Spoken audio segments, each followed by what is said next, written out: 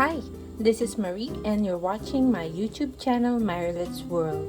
On this video, I'm going to show a no-bake graham cake. These are the ingredients.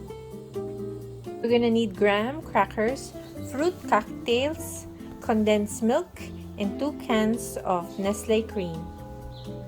Chill the Nestlé Cream before mixing it with the condensed milk.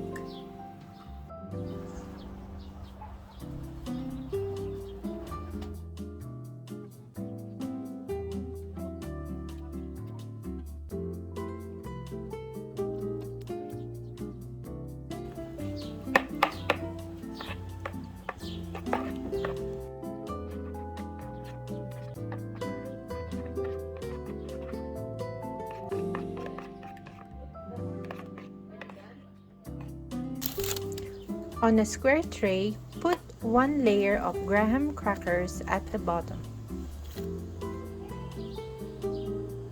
Layer the cream mixture on top of the graham crackers.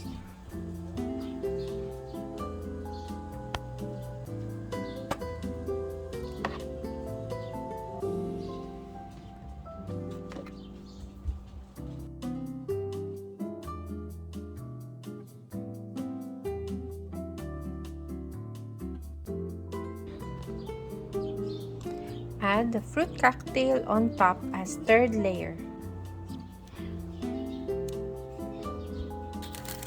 Add another layer of graham crackers.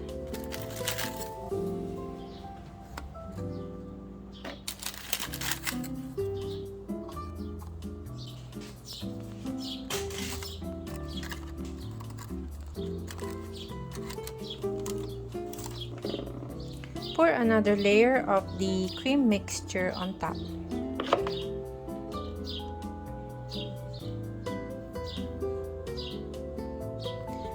Add more fruits. Spread the remaining fruits on top. Pour the remaining cream on.